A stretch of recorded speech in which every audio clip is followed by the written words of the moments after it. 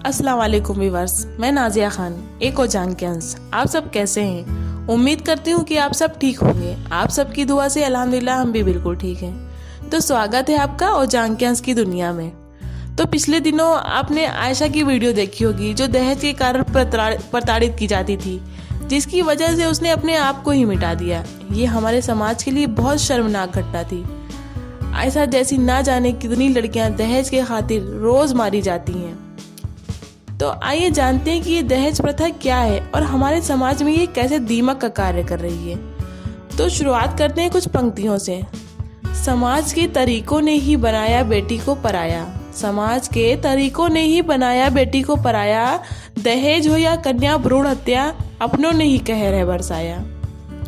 दहेज प्रथा का अर्थ है जो जायदाद शादी के समय लड़की के परिवार की तरफ से लड़के को दी जाती है, अर्थात लड़की के परिवार द्वारा नगद या वस्तुओं के रूप में या लड़के के परिवार को लड़की के साथ दिया जाता है। दहेज प्रथा प्राचीन काल से चला आ रहा है। पहले लड़की के माँ बाप अपनी मर्जी से तथा प्रेम और अपनी हैसियत के अनुसार उपहार देकर बेटी को विदा करते थे, पर वर्तमान समय में इस प्रथा का कुछ और ही रूप हो गया है। यह व्यापार की तरह बन गया है। आज हमारे समाज में देखते हैं कि लड़के के पद के अनुसार उसकी डिमांड होती है। अगर लड़का अच्छी जॉब में है तो दहेज की डिमांड ज़्यादा हो जाती है। इंजीनियर, डॉक्टर, आईएएस लड़कों का दहेज 50 लाख से 1 करोड़ तक पहुंच गया है। माँ बाप सोचते हैं कि बच्चों को पढ़ाने लिखाने और उसे लायक बनाने के लिए उन्होंने जो कुछ खर्च किया है वह लड़की का विवाह करके वसूल कर लेना चाहिए। ये नहीं सोचते कि लड़की की पढ़ाई में भी खर्च होता है। लड़की के माता पिता लड़की के जन्म के साथ ही उसके दहेज के लिए पैसा जमा करना शुरू कर देते हैं। इससे हम यही कह सकते हैं कि यह शादी ना होकर एक लड़की का सौदा होता है, व्यवहारिक संबंधों का व्यापारीकरण होता है।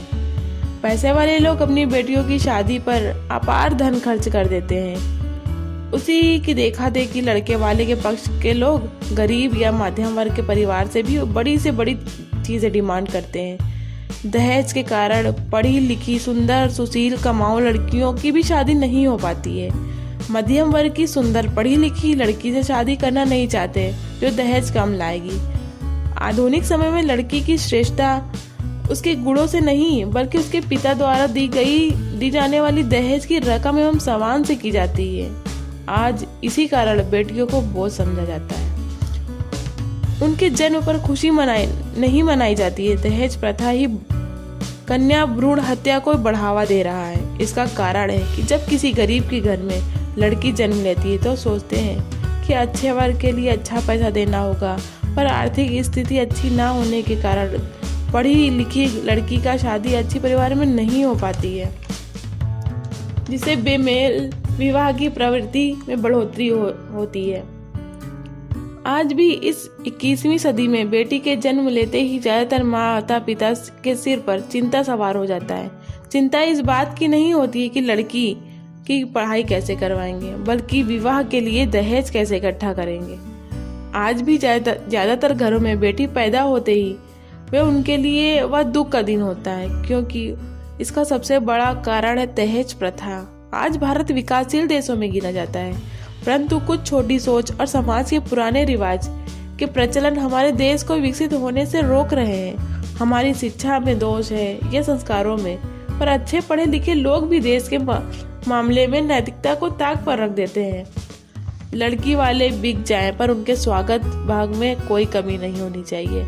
उन्हें उन सब चीजों से कोई लेना देना नहीं कि क्या किया तो शादी टूट जाएगी। अच्छे पढ़े लिखे परिवार में यह देखा जाता है कि लड़की को दहेज के लिए जिंदा जलाकर मार दिया जाता है या जहर देकर मार दिया जाता है। कई बार तो ऐसा भी होता है कि अच्छा दान दहेज देने के बावजूद भी लड़की को शादी के बाद ससुराल में तंग किया जाता है, तलाक दे दिया जाता है, शोषण किया जाता है, प्रताड़ित किया जाता है, घर से बाहर निकाल दिया जाता है। ऐसा भी होता है कि जब लड़की अपने माँ बाप को समझना सक्षम ना होते हुए भी शादी के लिए पाई इकट्ठा करते देखती है तो लड़की सुसाइड कर लेती है, मजबूर हो जाती है। वह सोचती है कि ना वह रहेगी ना उसके माँ बाप को दहेज के लिए इतना परेशानी झेलने पड़ेगी। समाज में जरूरत है महिलाओं को आर्थिक रूप से सशक्त बनाने का। प्रयास किया जाना चाहिए। लड़कियों को बोझ समझने की जगह बचपन से उनकी शिक्षा पर ध्यान देना चाहिए, जिससे वह अपने पैरों पर खड़ा हो सके।